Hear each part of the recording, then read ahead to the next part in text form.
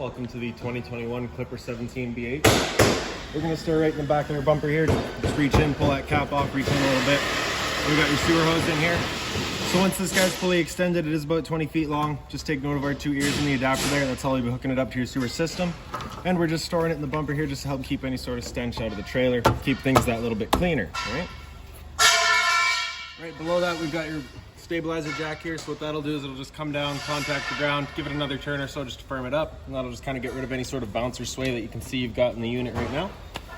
Up a little bit further, we've got your sewer system here. So the cap is going to attach the same way as your hose. Just kind of press it in, pull it off.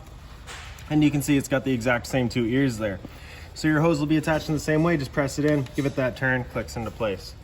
On the left, you got a gray valve here. On the right, you got a black. So that black valve is controlling your black tank, which is filled from your toilet. So that's going to be your dirtiest water. So when you're dumping your tank, you're going to want to dump that black valve first. Once the black is done, you'll come to the gray, open that up, and allow that to drain out. We're doing that gray last just because it's filled from your sinks and your showers. So typically, it's going to be cleaner water than what your black is. Just helps keep that hose that little bit cleaner, right? Right here, we've got a cable and satellite inlet. So a coax cable is just going to plug into there and it'll fire up at your TV location. And beside that is just this little black port here. You just pop that open and out will come your power cord. So standard 30 amp end there. Most campsites are going to have that. You can plug straight on in and you're good to go. We do also provide you with a 15 amp adapter. So if you're looking to go down and plug in at home, you got the power to do so. Up towards the front, we got your hot water tank here. So you just get that little keyway there, just line that up and you can pop it on open. Now your controls for turning it on are just inside the unit. Before you ever turn it on though, you just want to hit this release valve right there. Make sure that shot of water comes out. That little bit of water coming out is just letting you know it is full and it's safe to fire it up and you're not going to burn anything up by doing so. Once we get inside and do actually fire it up, it will go over a reset procedure and the button that I'll refer to is just right here. Closing her back up, lining up that keyway, locking her back down, and that's that. Right up top here, if we just pop that cap off, you can see we've got that little connection there. That's your fresh water connection. So you just be taking your water hose, stick it into there, turn on the water, and that'll fill up your freshwater tank. You know that tank is full by either watching the monitor panel inside or once it starts spitting water out of the vent there. Just capping it back off. And right below that's your city water connection. So the same water hose will plug into here, turn on that water, and that'll pressurize the water lines throughout the unit. The drain for your freshwater tank is just right down here. So you can see that hose is just pouring out right now. You do get a cap, which I just have right in here. So this guy basically you'll just be threading onto there to close off that line as you fill it up, and there you go. Pull it off to drain it, and simple as that. So these 2 lines beside it, you got a blue and a red there. Excuse me. So that blue on the left is obviously cold water. The red on the right is your hot water. Those are just low point drains. So if you're leaving the trailer for a while or you're getting ready to winterize it and you don't want your water going stale or stagnant, you can just pop off these caps here and the water lines will just kind of drain themselves out. All right, tighten them back up and good to go. All right, so as you've seen here, we got one end of your storage compartment, so it does see straight through to the other side. When it comes time to winterize the unit, you're going to be wanting to get access to your your water pump, sorry. So that's just right back here. I'll get you a bit more in-depth look at it once we get inside. All right. Around the front, you get this little black box here. So inside that black box is your battery. So as long as you're plugged into that short cord in the back or your 7-pin into your tow vehicle, that battery is charging for you. In front of that, we got your propane tank. So standard barbecue style tank. Just turn that valve to open her up. And that's that. Standard tongue jack. So one way's up, other way's down. Over on the side here, you just get this little 2-prong plug. If you pop that open, that is actually a solar panel plug-in. So you just take your solar panel 2-prong plug it into there, and that'll charge your batteries. Other end of your storage compartment here. So inside here, you can see we've got a jack for running those 2 stabilizers in the back, as well as a water hose for you, and that park adapter I was telling you about. So your cord into there, and then 15 amp into your house. This compartment is also accessible from underneath your bed. Making our way back, these 2 black ports there, just vents for your fridge, nothing back there for you to worry about. GFI protected outlet right beside it, so if you want power outside, you have power for it. Right up top, we got your fridge or your stove vent. So first, propane stove, whenever you're using it, is putting off fumes, so you just want to make sure this flap here is open with your fan turned on inside so that those fumes are getting evacuated. Exhaust for your furnace here, so if you're ever running your furnace, you just want to make sure that's not blocked off. It does get hot.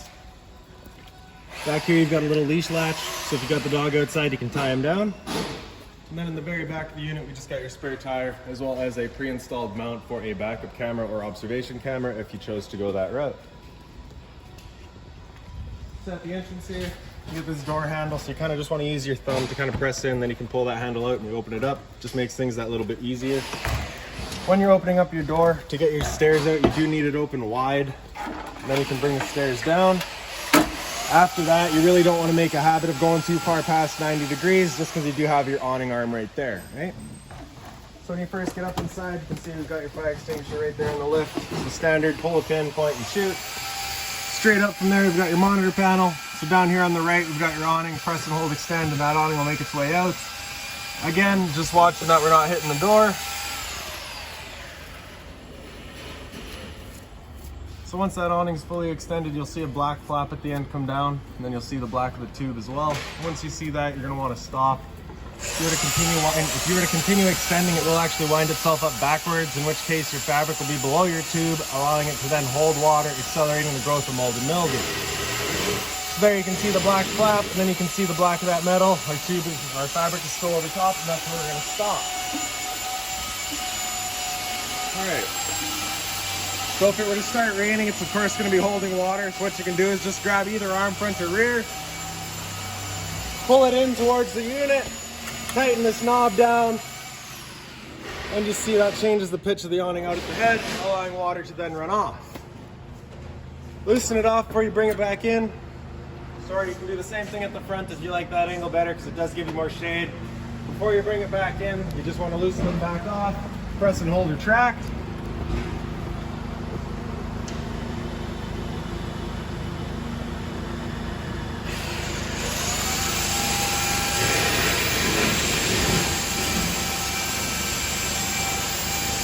Now again, we're just making sure that our fabric is over top of the tube. We don't want that fabric underneath. Another thing to keep in mind is once you get up to about 15, 20 kilometers an hour of wind, it does just catch the wind, so you do run the risk of bending your arms, so you want to make sure that awning comes back in. Alright, so apologies for the noise out there. And now we have a light switch here somewhere, center right. We've got your ceiling lights, so that does all of your ceiling lights here. The rest of the lights throughout the unit, you have one above the bed, just on its own center push button there, as well as above your sink, same center push button.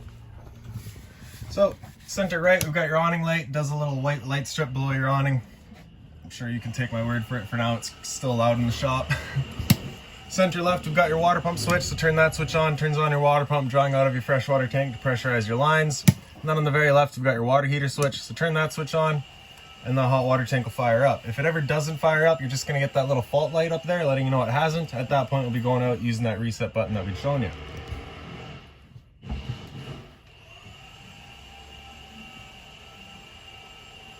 All right, so stood right here, I could hear it click. I know it fired up, we know we're good. All right. Up top, we've got your monitor system. We've got battery on the left there, so C is charging, G is good, F is fair, and L is low. So because we're plugged in right now, we're currently charging. For your freshwater tank, as you fill that up, it'll go to a third, 2/3 and full. Same idea for your black and your gray. Right up top of that, we've got your smoke detector here. There we go. And then right behind us, we've got a TV backer on the wall. Right up above that, we've got your cable and satellite outlet, as well as a power outlet. Storage all across the front here. Okay. And then of course your bedding area. So if you just pick up kind of the foot here. There we go. You can see you've got access to your front storage compartments here. So just this one screw right here on this little cap here. If you take that screw out, you'll have access to your your water pump, which is just right underneath that. And then you can see in the back corner you have USB charging as well as the power outlets. All right. For the dinette here, you just take this back cushion out, throw it back, the bottom cushion back as well. Grab the bottom here and open it up. You can see you've got access to your hot water tanks. Your winterizing is going to be done in there. This is not a storage compartment. The last thing you want is to be damaging those water lines.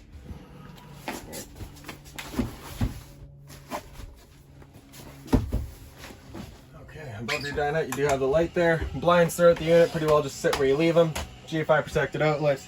GFI protected outlet reset is just right here. So you got the test on the left there, reset in the center. So if you ever have outlets that don't work, it's a good thing to come and check. Straight up above that, we got your thermostat. So with this slider all the way over to the left, that is it turned off. With it all the way over to the right, that's max heat. Anywhere in the center there is just kind of your temperature selection. So you can see the temp readout in the bottom there.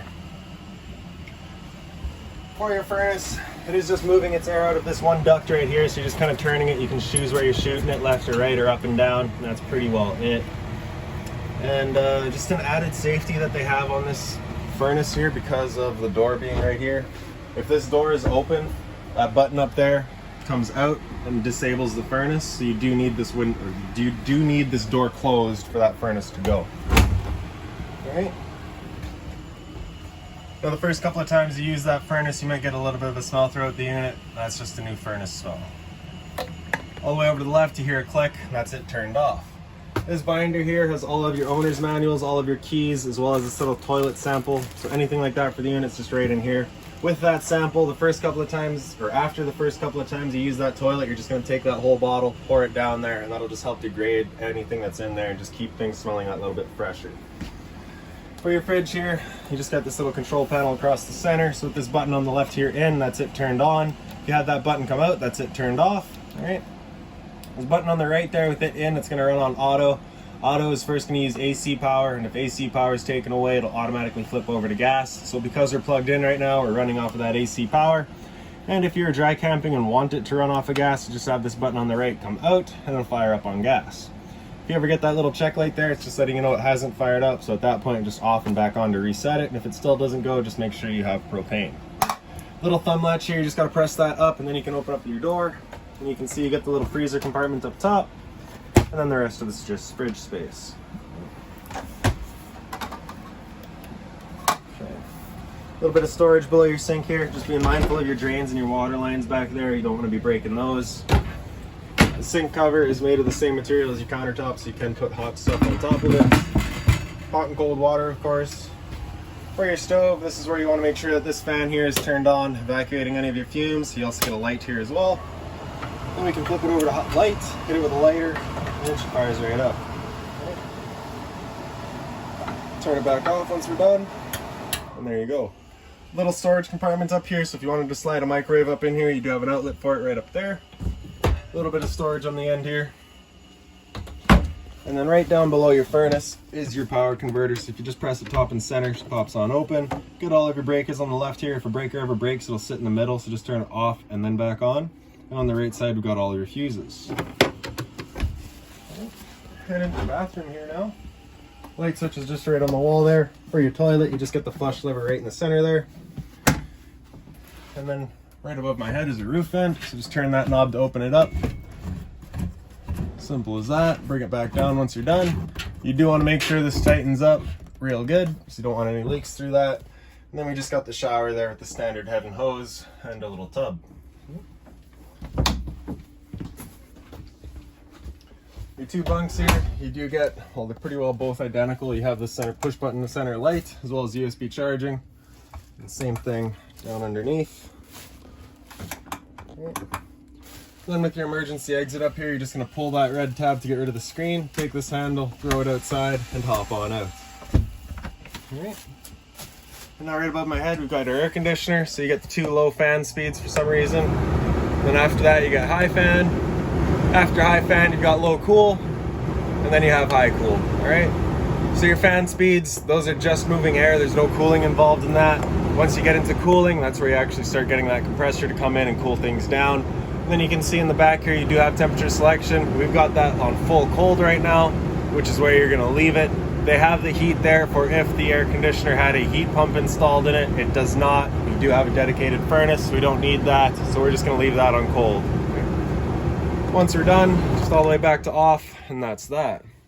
Basically just the two little louvers on either end. You can close it off, open it up, just kind of controls where you're shooting your air. All right, and I do believe that's about it for this little guy. If you got any other questions on it, please feel free to give us a call, 204-237-7272.